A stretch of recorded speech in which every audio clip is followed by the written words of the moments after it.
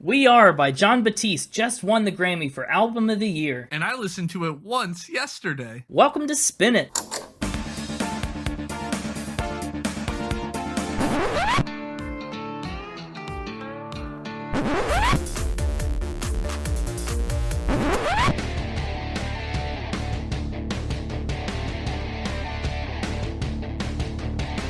Hello, everybody. Welcome back to Spin It, the record ranking podcast for people who would rather be listening to music. I'm James, that's Connor, and we are your hosts today. I see what you did there. I made a joke. I made a we are joke. I'm excited for this episode. We're doing something different that we've never done before this week because this podcast has never coexisted with the Grammy Awards until now. This week, we're talking about the album that just won the Album of the Year Grammy. And from what I've gathered, it's not the one you expected. It's not the one I expected. We'll talk about some of the other albums in the category, but this one did surprise me a little bit. After listening to it pretty constantly on repeat since the Grammys, I think it's definitely a deserving album, but it definitely was a surprise. And that album is We Are by Jon Batiste. Who did you think was going to win? I had a couple of guesses. I wasn't 100% sure. I hadn't listened to all of them, actually, if you could believe that. I don't, actually. Well, it's true. I had a couple of bets. I thought Olivia Rodrigo would perform pretty well, and she did. She won a couple Grammys of her own, 3, I think. But Jon Batiste, he was a big winner at the Grammys. And we'll get into it as we go. So without further ado. Let's go. He was born in Louisiana in 1986, and he's been making music since 1998. He released his debut album at 17 years old. Pretty impressive. And he actually attended the New Orleans Center for Creative Arts with Trombone Shorty, a pretty well-known contemporary jazz horn player. And you'll notice, you probably already have noticed, his prominent feature on the song Boyhood. Yes. Yeah. So they actually know each other. They go back. As a child, Batiste developed a lot of his musical skills by transcribing video game music from games like Sonic the Hedgehog and Final Fantasy. So I thought that was a really cool fact. We haven't had any artists that have done that to my knowledge yet. Very cool. By the age of 20, he played his first performance in the renowned Royal... Good grief. I looked up how to pronounce this word and I forgot it. The Royal Concertgebouw in Amsterdam, and he spent some time hosting workshops and teaching underprivileged communities in the Netherlands. The other thing that's unique about Jon Batiste in comparison to some of the other artists we've done is he's more classically trained. He's a Juilliard graduate, and he's played Carnegie Hall. He started his band called Stay Human with his Juilliard classmates. The name Stay Human is a reference to how live music gives people a chance to interact amidst the quote-unquote plug-in, tune-out culture of today. Music is a way to help people stay human. And the band really exemplifies this mission, this vision. They have impromptu street performances, which they call Love Riots, where everybody comes out and has a good time. But a lot of his primary musical ventures since 2015 have included his tenure as part of the house band on The Late Show with Stephen Colbert, which is a gig that's lasted for 7 years and over 1,200 episodes. And in that capacity, he's had the chance to play alongside artists like Billy Joel, Nas, John Legend, and so many more. And he's had a lot of success, too, as far as awards and accolades go. Outside of the Grammys, he made Forbes 30 Under 30 musician list in 2016. He's got the American Jazz Museum Lifetime Achievement Award. He's got some honorary degrees.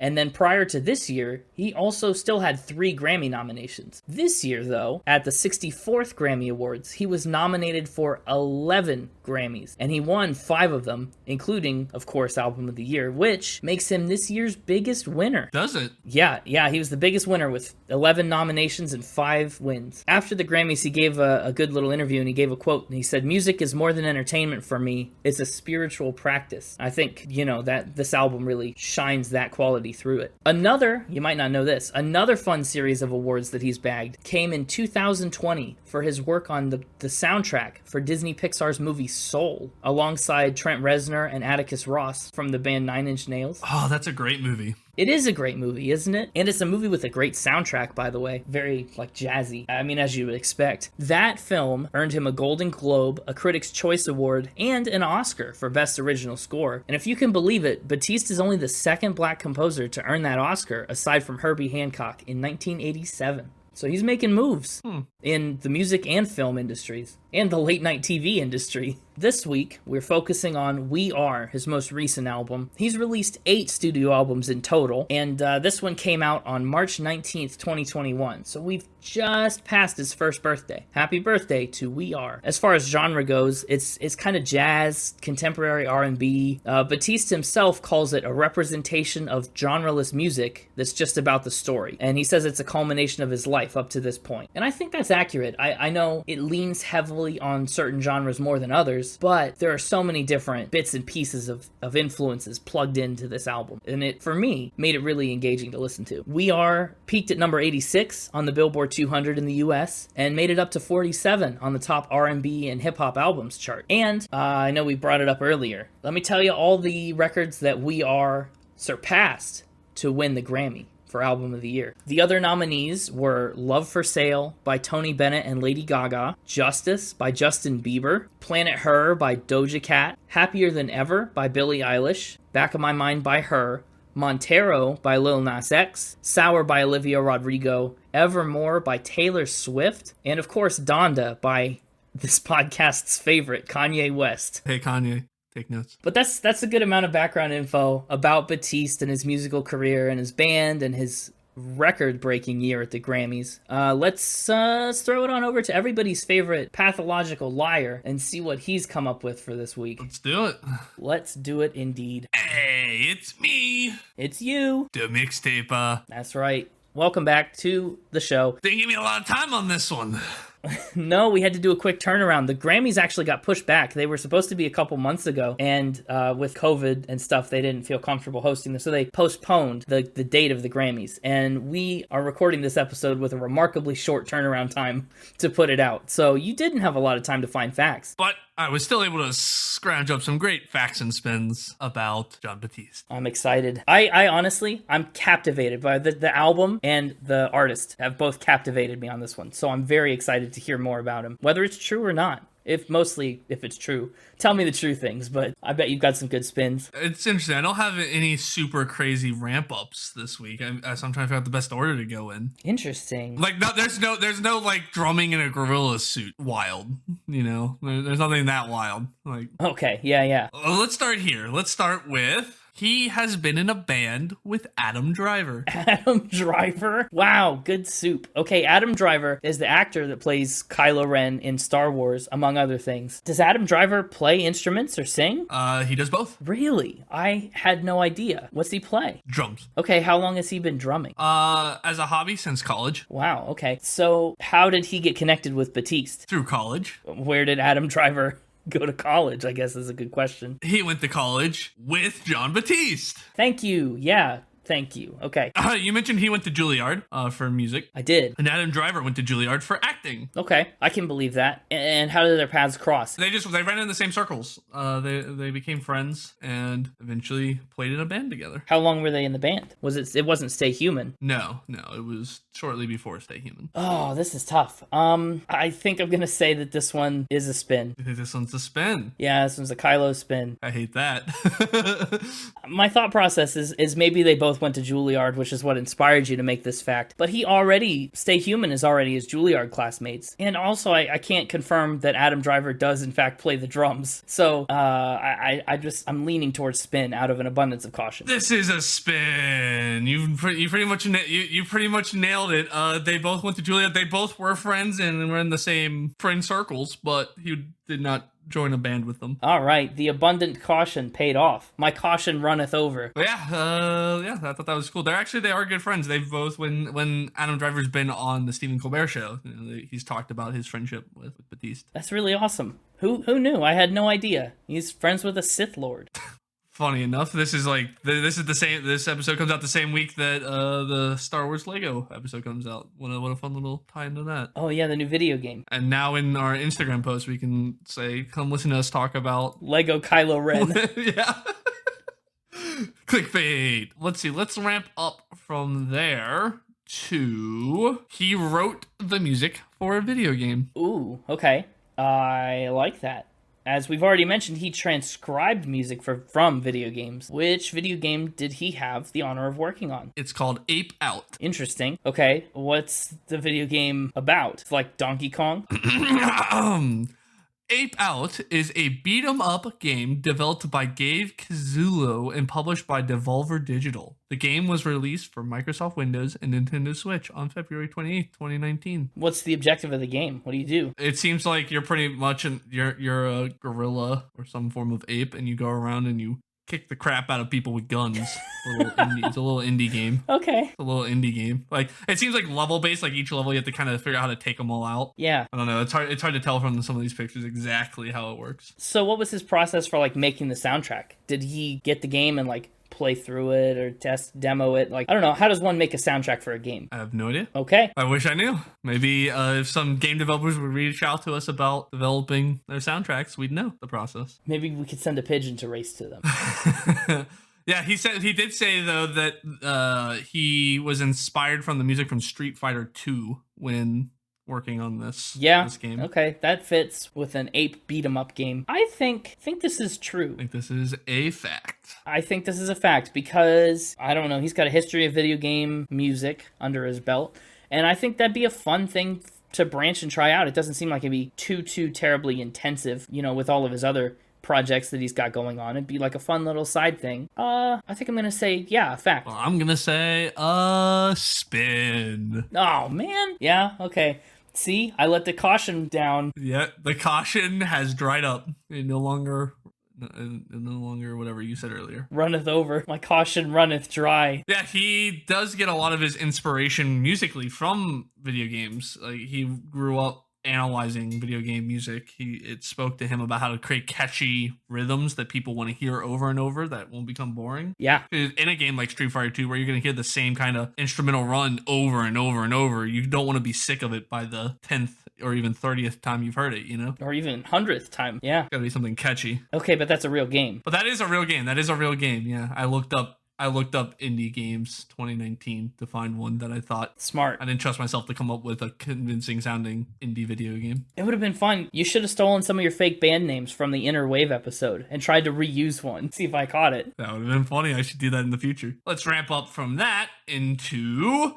He is a certified scuba diver. Oh, that's cool. Well, he grew up in New Orleans, right? That's a city that's got a lot of water around it. Okay. Is he interested in diving and marine life, or just like... Not really. Why does he scuba? It's just a hobby for him, something he does. When did he decide to get his scuba certification? When he was 10 years old. 10? Wow. The minimum age to get certified as a scuba diver is 10 years old, at which you earn your junior open water diver certification. What's that let you do? It's like an intermediary step towards earning your open water diver certification once you're older, which is like the ultimate goal. That's the like real certification. That's being scuba certified, yeah. Junior one or whatever, you're able to dive under the direct supervision of somebody who is certified up to a maximum depth of 12 meters, which would be 40 feet. And why was he interested in this as a hobby again? Just because? Yeah, no, it's always been something he's been interested in. It's something he went on to get his open water diver certification, but it's not like he does it for any other reason than when he wants to go scuba diving. He has it and he can go out and do it. That was gonna be my next question, was whether he pursued the official certification.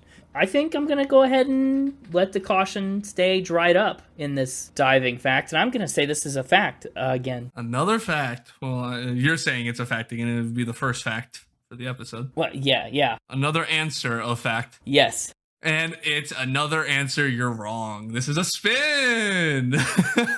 Oh, 3 spins. I triple spinned you. That's sad. I thought that one seemed so like innocuous and kind of fun, Yeah. It was both of those things, but it was also false. Got one more for you. Okay. And the one that I thought was the biggest ramp up. He has an instrument named after him.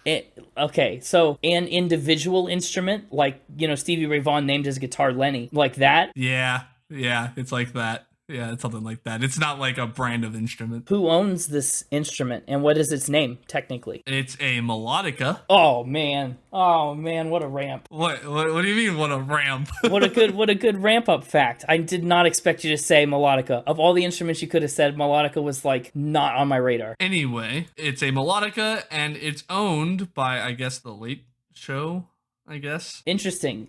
So a melodica, for those of you who might not know, it's like a little piano with a tube on it, and you hold the piano in one hand and you blow into the tube and you make the key shapes, and it plays almost like a harmonica, but not. Yeah, it's like a harmonica and a mini keyboard combined. It's the keytar of harmonicas. Yeah, pretty much. Batiste himself has coined the instrument the harmoniboard. Okay. Yeah, that's accurate. So did he play it on The Late Show? Yeah, it's an instrument he plays quite often on The Late Show. Oh, it's a regular thing. It's a regular thing for that, and it's just a regular thing for his love riots you talked about. He likes to take it with him out to his love riots. Oh, awesome. Did you tell me what it was named? I mean, it's named after him. It's called the Batiste. Oh, I didn't know if they called it John. I'm John, and this is my melodica, John. Yeah, it's called the Batiste, and it hangs above where they where the band sits for the Late Show, and then he gets it down off the shelf or whatever when he wants to use it. It like sits up there. So if I were to like watch the Late Show tonight, I could see it. Yep, assuming this is a true fact. I am kind of assuming this is a true fact. Although the melodica is kind of a jokey instrument sometimes, kind of a memey instrument. But I also believe someone with the musical chops of Jon Batiste could probably pull it off pretty well. And I mean, that aside, it seems like a good recurring bit on a late night television show. Yeah. So I think I'm gonna say fact yet again. Going with fact yet again. Yeah, it's worked out well for me so far. Once again, this is a spin. No, shoot, dang it. Oh. The mixtape is back. Another perfect week. Got him with the 4 spins. Actually, no, you got the Adam Driver one. Never mind. Let me take that enthusiasm back. That's hilarious. You even lied about winning. I mean, yeah, I totally went 4 for 4. That's totally what happened. Yeah, I went 4 spins on you. You got the first one, but all 3 of the ones you guessed fact on were also spins. We're all spins. That's sad. Now, when it comes to the melodica, he does play it quite often. He takes it to his love rights. He plays it a lot on the show. He just doesn't have one named after him, and it doesn't hang above him during the show. It's just not named after him. Dang, I knew that was ridiculous. Yeah, he does play it a lot though. He does play the melodica a lot. Oh, that was sneaky and deceptive. In an interview, it was on his list of must-have things when he travels. Well, I believe that. It's such an easy thing to travel with. All right, well, it's a loss, but that was an interesting game. It was a shutout loss. I totally got you with all 4. Yeah. That's the story I'm sticking with. You just doubled down. It's like very provably, it's demonstrably false. I'm roommates with the guy who edits it. I'm hoping I can bribe him. Yeah, we'll see. Anyway, have a great week, and we'll see you next time for another exciting episode. Connor's pick, in fact. Yes, I get to go up against Connor again, and hopefully I don't give him another perfect week and get shut out. You might get 2 perfect weeks in a row. Well, yeah, God, yeah. All right, goodbye. Goodbye to the mixtaper. Welcome back, Connor. Hi. Woo, I can't believe you didn't tell any facts. I can't believe it either. The melodica one was mostly true. Oh, a couple of them were grounded in truth. Yeah, that's true. The only one that was really an outright lie was Scuba Diver. That's true. Let's talk about the album cover. The album art was created by Carla Cordova, an art director in Ecuador, and she used a mix of photography and digital painting to make the finished product. And then what that finished product is...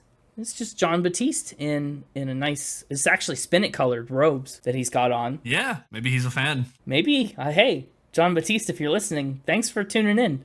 Jon Batiste, if you want to be a sponsor of this episode, just let us know. Why? But yes, sure. Sponsor your own episode. I don't know. It's like Adopt a Highway, but for podcasts. He can clean it up. But there's text on the cover. And the text on the cover reads, dedicated to the dreamers, seers, griots, and truth-tellers who refuse to let us fully descend into madness. Is that what that tiny text I can't read in the image I'm looking at says? Yeah, that's what it says. And if you were curious, a griot is defined by a Google search as a member of a class of traveling poets, musicians, and storytellers who maintain a tradition of oral history in parts of West Africa. So that's the album cover. I think that's a really intriguing dedication to put right on the front of it. I think that if you can read it, like apparently you can't, I think it sets the stage for the album really well, because this whole album is this big, long story as he tells us the tale of his life. And ideally, he refuses to let us fully descend into madness as he does so. So let's get into it. Track 1, We Are. I'll be honest, I fired up track 1 and I was pretty much hooked right away with that chord progression and the choir. It's a great start to the record, I think. Yeah, we haven't really done true jazz. No, we haven't yet. We can. Stevie, I mean, I know, but I mean, this is, I think, the closest we've come. It is. I like Stevie Wonder's like one step removed, or like 2 steps removed from jazz, whereas this is 1 step removed from jazz. There's a lot of jazz in this, but it's not full jazz. Yeah, it's got a lot of heavy, very strong jazz influences. And Stevie Wonder had funk. Stevie Wonder was like funk jazz. I like that he features the St. Augustine High School marching 100. Yeah, that's the marching band from the high school that he graduated from. It actually, I think it gives this song a really raw, unpolished sound and like opens it up. You know, the whole first part of the song is like tight. It's very clean cut, produced well, and then all of a sudden the band comes in and it just opens up a little wider. It's not as rigid, you know? Actually, he said, we have good Jon Batiste quotes for all these tracks, which is super exciting. He said, "We Are" is the overture of the album.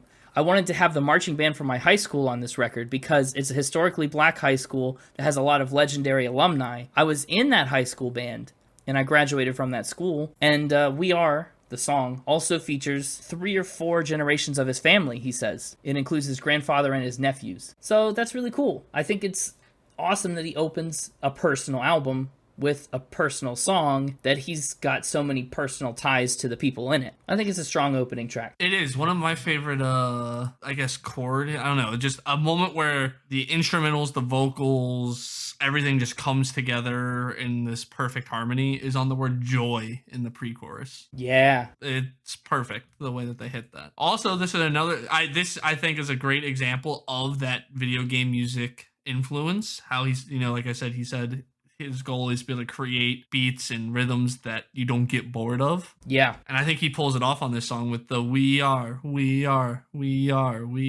golden ones. But up. You know, that does, I'm usually, you know me, I'm usually pretty anti just repetitive line, right? But it's I called it the We Are anthem, which is kind of what you said earlier as well, is how he described the whole song. But that chorus specifically, it's like an anthem, right? Because like a whole chorus comes in to sing it with him, and it's catchy. I will say at the end of the song, as the song is like fading out, it goes on a little long. I was waiting on it to fade out a little sooner, but that's just because I could feel the song winding down, and I was just like, you're taking a little long to do that. It wasn't that it was getting annoying or anything. Right. I was anticipating it wrapping up, and it just went longer than I thought it would. Yeah. No, I love the way that we are. It syncopates. It rubs up against the rhythm of the guitar and the drums.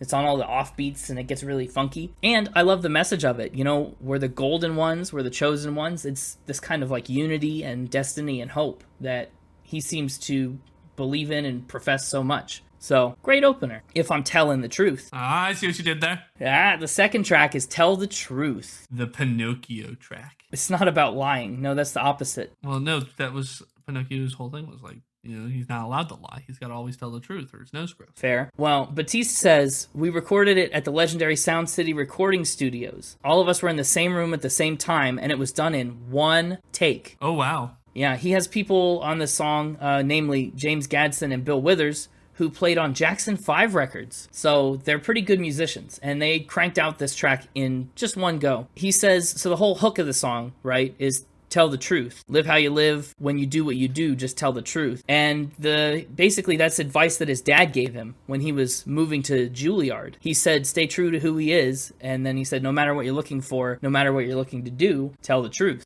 This is a song where they do the thing that, again, I've also been against, where they do a lot of, I guess, speak singing, you know, or like it's sung in a way that it's almost like somebody speaking it. There's some talk singing. It starts with a kid chanting. But you like the pre-chorus, like whether you're looking for love, like it's almost done in a talk singing way. Like there is vocal notes happening, but I don't know, the vibe is talk singing. And again, I liked it.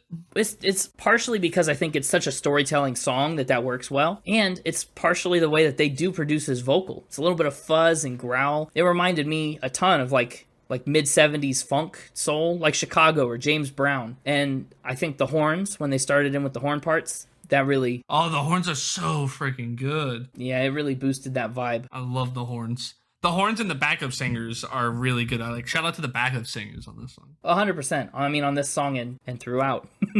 The song pops and grooves its way right along, and then it does this hard stop that is kind of jolting, but I kind of like it. Because, like, to be honest, there's, I think, no logical way to lower you down from Tell the Truth into Cry. So the hard stop is kind of like ripping off the Band-Aid. Track 3 is Cry, and I like Cry a lot. Ooh, it's just this weepy, waily. I guess it's as close to a ballad of a song as you might get on this album if you're looking for ballads.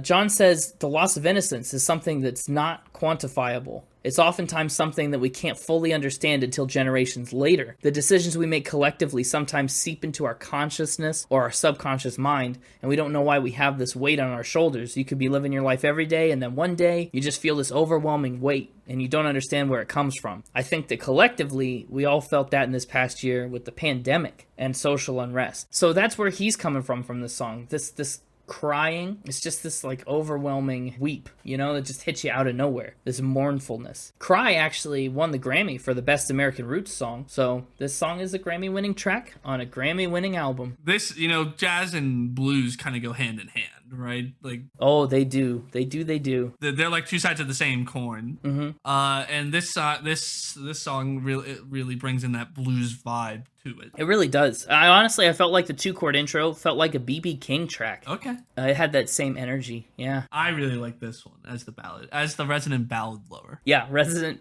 ballad lover. As president of the Spin It Ballad Club. I can't believe it's taking you that long to make that one up. Spin It Club department's been a little behind. The club department. How does it take us that long to make that up? I love his falsetto in this song. I know sometimes you've been one to criticize falsetto, but I think it achieves a really interesting effect here with the weepy and the wailiness. It really adds to that nature of the song. Again, I'm usually not one for the falsetto either, right? That's been something I've nagged about in the past, and it's so perfect on this song. It really is. The chorus. This is I think my favorite chorus on the album, maybe. Really? It's up there. It's definitely up there. It makes me want to cry. See what I do? I don't. But then he hits the falsetto cry, cry, cry, and it's great. It really is. And the bass is also phenomenal. Top notch all around. Cry is the whole package in terms of ballad songs. Yeah. Bluesy ballads, that's got it all. And then the next song is like a swing. I Need You. Yes, it is very swingy. And actually, the parallel is pretty clear. Jon says, it's the same message as Cry, but it's the opposite. I Need You is black social music mixed in with a pop song. He says, it's like if you took the music that Little Richard or James Brown or my father and uncles would play in the Chitlin circuit in the 1940s. The type of dance like the jitterbug and the Lindy Hop you would see in Harlem. He says you mix that with contemporary pop and hip hop, and that's what you get with I Need You. And oh my gosh, I can't believe I'm saying this. But I think we're back in Identity Crisis. Yeah? Oh, boy. Because the hip-hoppy thing that he does, where it goes like into a hip-hoppy, fast-talking rap section there. Yeah. I love that. It's so good. I was so worried that you would hate it. It's just such an unexpected blend of swing and hip-hop. It kind of just hit me out of nowhere when I was listening for the first time. It's a great way to take the older style music that's classic and infuse it with modern day music. It's a classic example of that. It's seamless, yeah. And he's got such power behind his voice. I was digging around afterwards, and I found a Tiny Desk concert of this, right? NPR does their Tiny Desk shows, and he performed this song, and it was just as good live as it is on this recording. I was so impressed. He's such a good piano player and instrumentalist. He's top notch. And I love the ad-libs in here too. Some of the stuff that he puts in after the second verse, just the woos and the yeahs, and just, you know, the little interjections. It's so nice. It makes the song sound fun and lighthearted. Mm-hmm. I don't know. I just thought it's such a refreshing take to hear a song that's so universally accessible, so technically skilled, and so musically complex all at once. I Need You felt like kind of the whole package too. Like Cry was a whole package ballad. I Need You is like the whole package modern swing hip hop fusion song. And together they're what's above whole. What do you mean? What's above whole? What are you talking? I was trying to figure out like if you took two holes and you put them together, you doubled your wholeness. I don't know. You just have two. But it's still like it's like the math department would like a word. It's breaking my brain because you got two holes, you go together, but you end up with, when you put them together, you end up with just one hole. You're adding but ending up with less hole. I think what you're gonna find is all these come together into a whole album. We need some squirrels. We need some squirrels. I don't even know what you're talking about. Ah, there we go. See, we'll pretend I did that on purpose so you could segue the song. Sure. What You Talking About's the next track, and boy, it starts off with the drums. It's a kick butt drum part. And again, what a talent for vocals, and I guess you'd even call it rapping, even though it kind of feels more like a chant on What You Talking About. Psst. Just the rhythmic lyrics that he gets into. Psst. Hey, psst. What? Take notes, Kanye.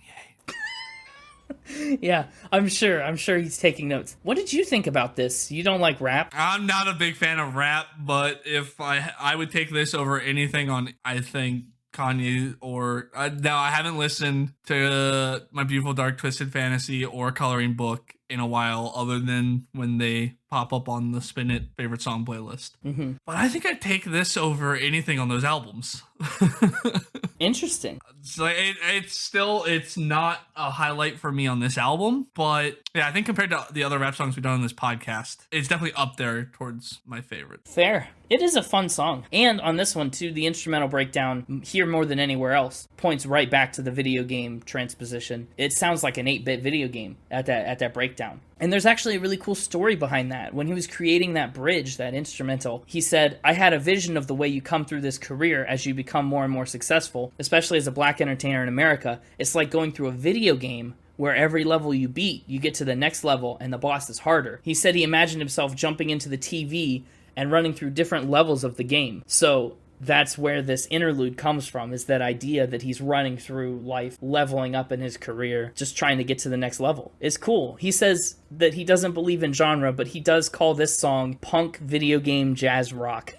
I like it. I like it. It's a great song. And at the end, too, he plays with the rhythm even farther. It kind of gets all skippy at the end, and I love it. Like, they're almost polyrhythmic for a second. You know, a polyrhythm is when two different rhythmical patterns are happening simultaneously, and you hear it a lot in jazz and classical music, like stuff that's just more in that vein, other than the mainstream pop or country or rock and roll or whatever. Like, polyrhythm is cool and impressive. The next track, Boyhood, is a very strong contender for my favorite, personally. Really? Uh-huh. Oh, that's disappointing to hear. Is it? Well, only because my top two by far that stand out the most that's not one of them. So I was hopeful that the one you'd pick would be one of them so I could pick the other one and end up with both of my top two. Well, we can talk about it in Final Spin, but I like Boyhood a lot. I think it's a great blend of nostalgia and a tribute to his hometown, you know, and wasn't that time special, but it's also this outward projection of this is where I come from, this is who I am now, and here's why. I think it's a neat intersection of those two things. This one just doesn't do it for me. I love the horn at the beginning. Yeah. But yeah, the hip-hop rappiness to the majority of the song just doesn't do it for me. The chorus saves it a little bit. Well, that's fair. I thought if there was a hope, if there was a chance that you would like this song, it would have to be because of Trombone Shorty at the end. Oh, well, yes, that's also that's also a standout.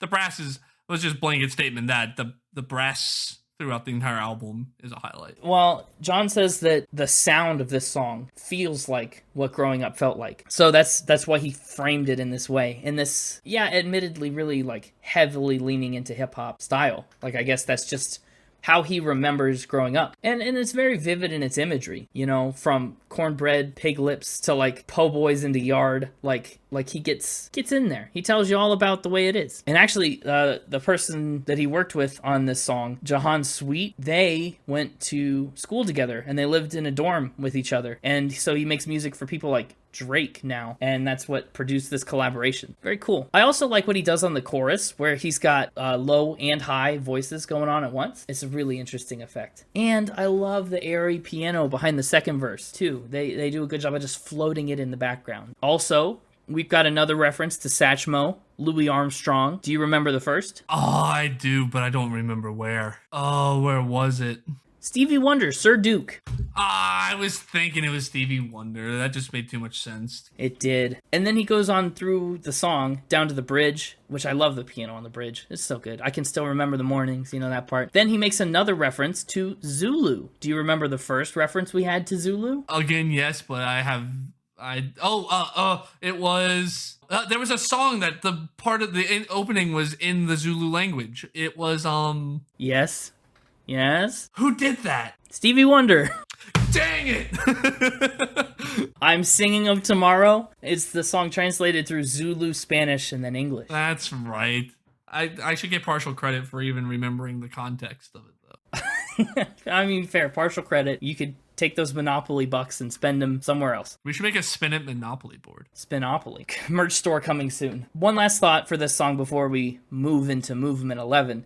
I really love the lyric. Far from home, but I represent. I thought I had so much time, I don't know where it went. But now that I'm grown, I know what it all meant. No place like New Orleans. That's just the, crux of the song right there. That sums it all up. And I like the way he sings it. It's a very good song. In my opinion, I guess I'm a sucker for the nostalgia songs like that. But I think it holds up. You nostalgia sucker. I am. All day sucker. That's another Stevie Wonder reference. That's also a Chitty Chitty Bang Bang reference. Not for me, it's not. Which I think I also made in the Stevie Wonder episode. You did. Don't waste your pucker on some all day sucker. Anyway, Movement 11. Woo, instrumental! It's an instrumental. Man, it makes me want to do a classical album. Let's get some Mozart going on this podcast. I don't know. Well, in the same way that Hank Williams predated the album era, Wolfgang Amadeus Mozart was also a little before the era of the vinyl album. We'll make it work.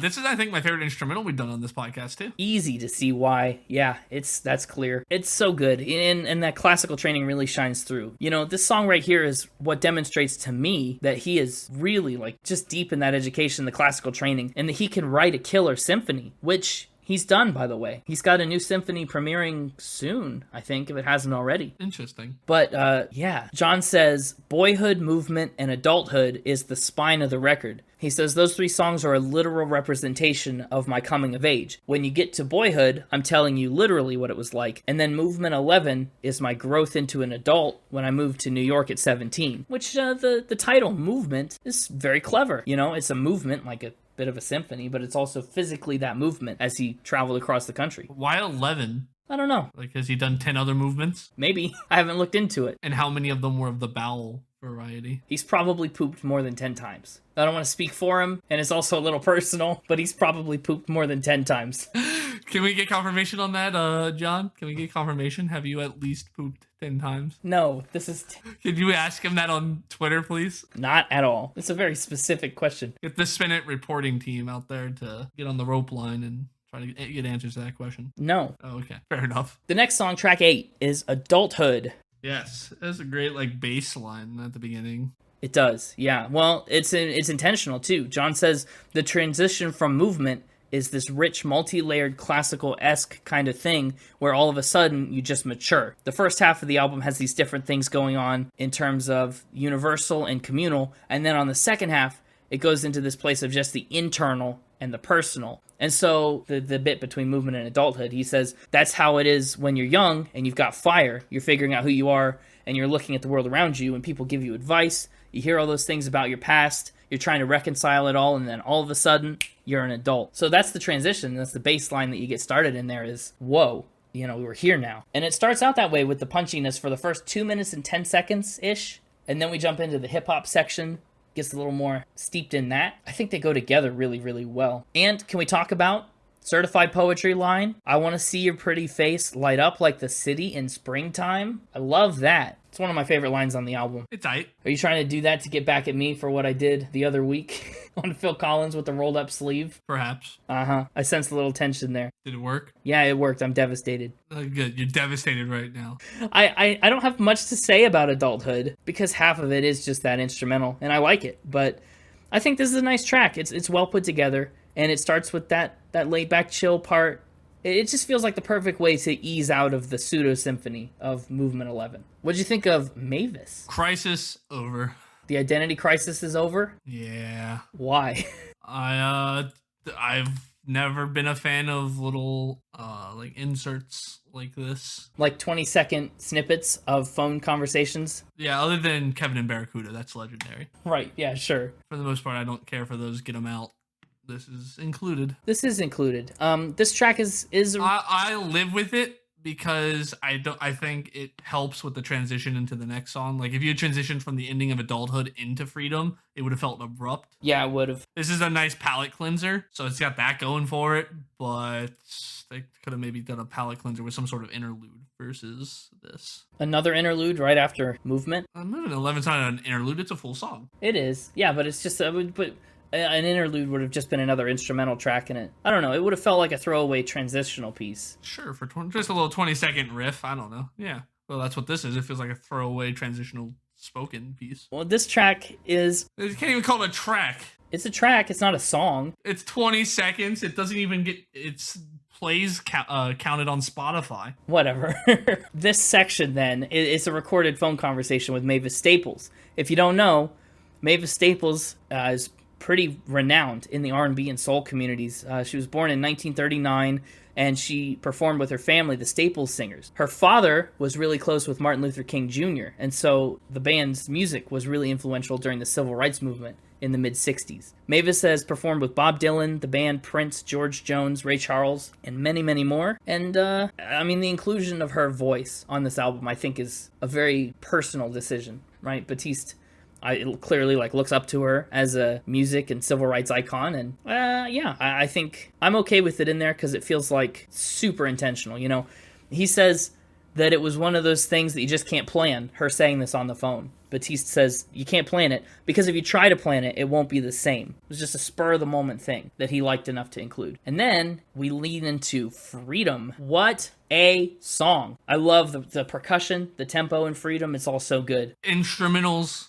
Great. Yes. The chorus, love it. Yeah. Don't care for the falsetto singing. Well, I mean, that's fair. I have to ask you to. For Freedom, I need to know, did you hear it? Did you catch it? This song is 12-bar blues. Oh. It blew me away when I heard it because it was so hidden the first and second times I listened to it. But on the third or fourth time I started listening, I was like, this is the 12-bar blues progression that we've talked about so many times before.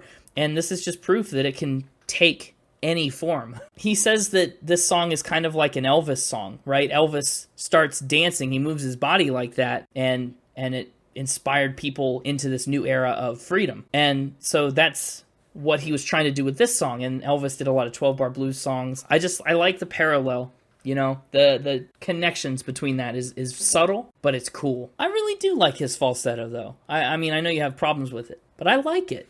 And I also still love the parts where he puts his whole power behind the higher vocals. I think both are great. And this song is another strong contender for my favorite. This is one that I would lean towards putting on the playlist. And the music video for Freedom actually took home a Grammy itself for Best Music Video. It's very good. It's a good music video. He dances all around. Have to look it up. It was the best music video of the year, according to the Academy. That's only because Drumming Gorilla came out back in 2007.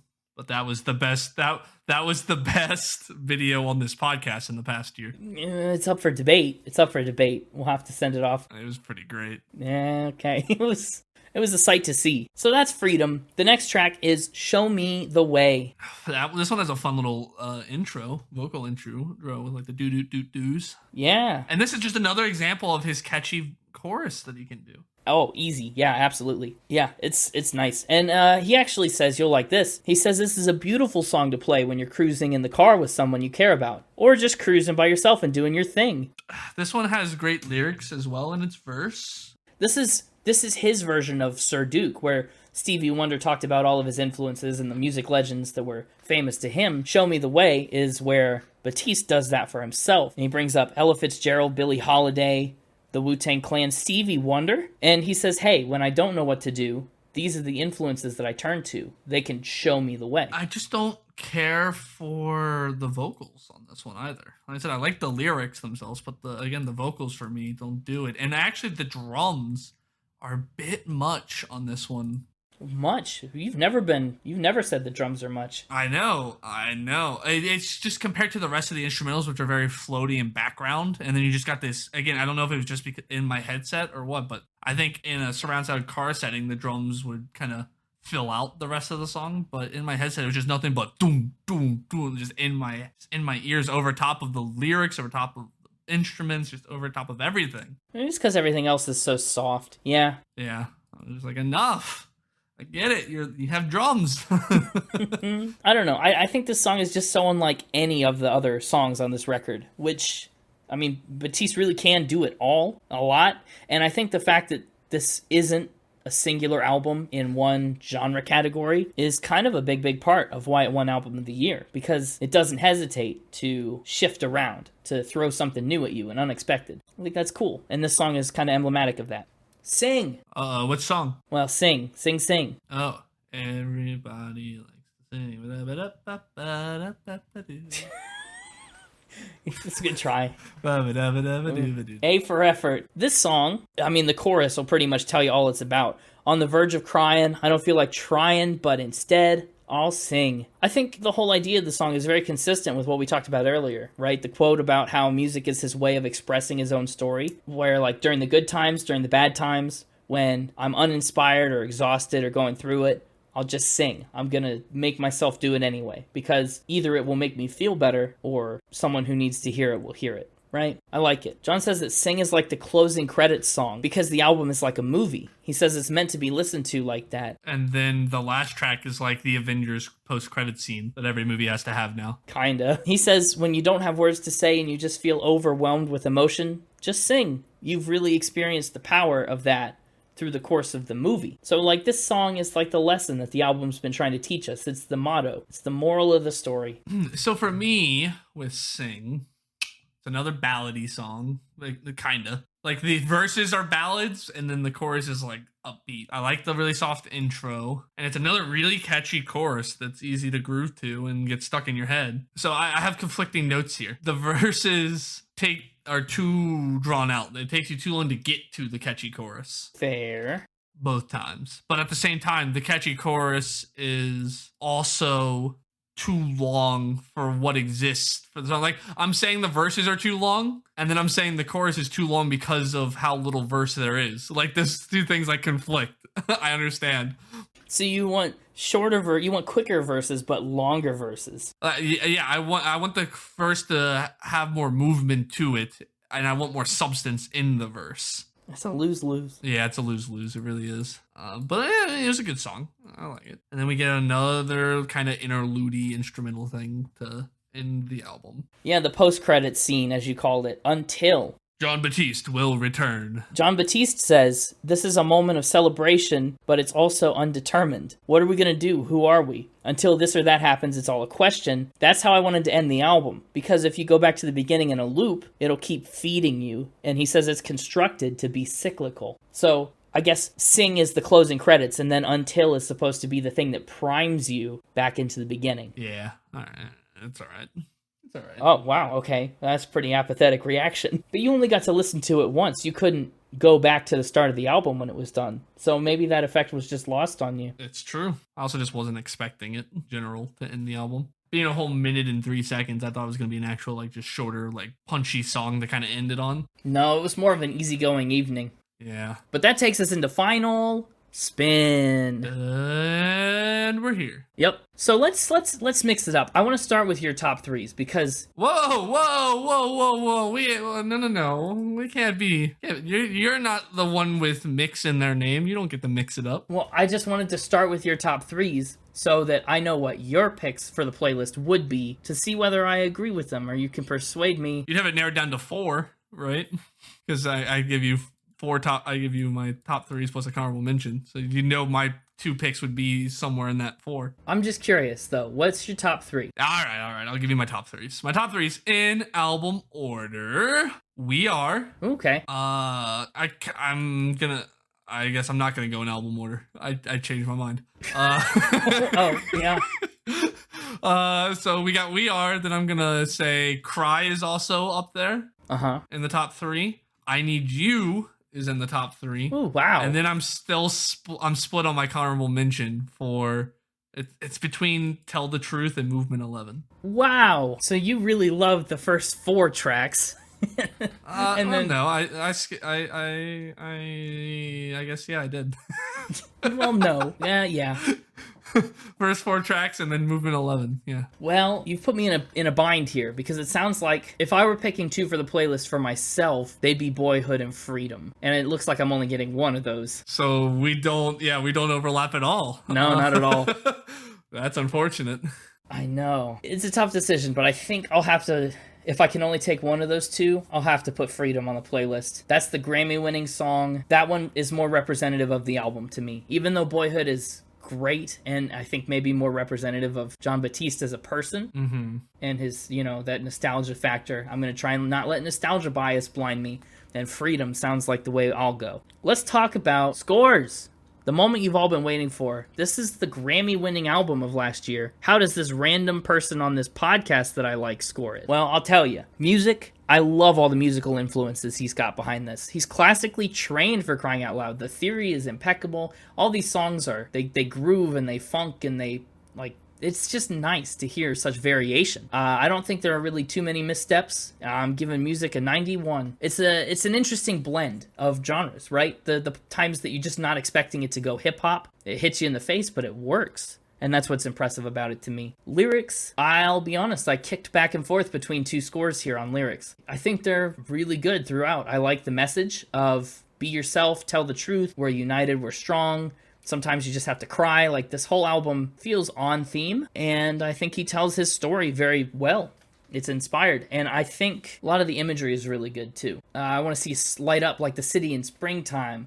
I want to do all this and that, and there's just a lot that happens in this album. Lyrically, I was back and forth between an 86 and an 87. I'm giving it an 87. Benefit of the doubt for everything else on the album being so stellar, and 86 didn't feel right. It felt too low. Instruments and production. This man can play a piano. It's incredible. It's incredible to watch. It's incredible to listen to. He's such a good instrumentalist. The drums, other than a potential misstep on Show Me the Way for You, I thought the drums were awesome. They kept these songs going the whole time. The horns were phenomenal. The backup singers were phenomenal. I'm giving instruments and production a 90. A 90? 90. That's actually a little low. I from what I was anticipating you to say right there. Oh. That's why I had to double check, because I thought maybe you cut out on the second digit there. No, yeah, a 90 even. Just a 90. All right. You're making me rethink it now. But yes, for podcast purposes, that's where it'll be for now. It could change later. Overall vibe, this album was so fun to listen to. It was such a pleasant surprise. And I'm so glad that it won the Grammy. Honestly, I think it deserved the Grammy. I'm giving it a 93 for vibe. Okay. I think, yeah, this is a good album. It gets my stamp of good. So, overall, that puts the score at a very respectable 91.1. Okay. Well, and that probably puts it top 50. I don't know. Is your top 50 still anything above a 90? It is above a 90. That puts it at number 59. Okay, not quite top 50s. Not quite top 50. However, pretty darn close, and closer than I expected it to be when I had not heard of it until it won the Grammy. That's pretty good, yeah. I was pretty blown away by this. I'm a fan. Consider me in the Jon Batiste fan club. Yep, okay. You want to be president of that one? You're not really president of any clubs. No, I'll leave it for someone else. I've got too much on my plate right now. I'll take it. Sure, add it to your collection. I'll add it to my resume, my spin it resume. All right, what did you think? What's your final take on this album? All right, what did I think? Well, I already gave you my top 3, and as you pointed out, I love the top 4 tracks specifically. I think the top 4 tracks are the top 4. I feel like those tracks specifically are what to me signal why this was such a loved album and like why it deserved the Grammy, right? Like I felt like the album actually trailed off for me as we got farther down it. So you liked the youthful part. To talk about how everything switches with Boyhood, Movement, Adulthood, and we go from playful and outward to introspective and adult. You really preferred the first half. I mean, I think as from a song standpoint, yes, I do. Like I said, there were some good ones in there. That I talked about. Right, Freedom has a really catchy chorus. Sing is I always like a good ballad. Show Me the Way had a catchy chorus. Like his catchiness and his ability to write a catchy song never dwindled. But the like you said, I guess the themes and the overall vibe of the album dwindled for me after especially after just how strong those first four are. Yeah, that's fair. And I think a lot of listeners agree with me because those first four songs plus Boyhood and Freedom have way more Spotify plays than any of the other songs. So for the most part, I think listeners agree with me that those first four are some of the better ones. And so those, it's interesting. Like if all the album had been like those first four songs, this would have been a high 9 for me. Yeah. Ooh, we're talking high 9s. But factoring in the rest of the album, this one's gonna end up with a respectable 8 things that are more than whole out of 10. 8 more than holes. Whatever is more than whole, this one gets 8 of them. Wow. So it's at least 16 holes. Squirrels, where are you? They're out to lunch. Oh no. But for a playlist pick, yeah, I need to know what's going on your half of the playlist. The two that if I could select both, the two I would have picked are Cry and I Need You. Okay. Those were the top 2 songs, I think, for me. Good picks. They're great picks. And the one I've settled with for the playlist is I Need You. Woo! I Need You, and here's why. It has my favorite lyric on the album. Yeah. The If You Was Ginny, I guess I was Forrest, and then the background people say Run. Yeah. I love that line. Great pop culture reference. And I think, so as you've said several times, this album won a Grammy, right? Won Album of the Year. It did. If you haven't picked up on that yet. Who cares about Grammys, right? Spin It Awards are where it's at.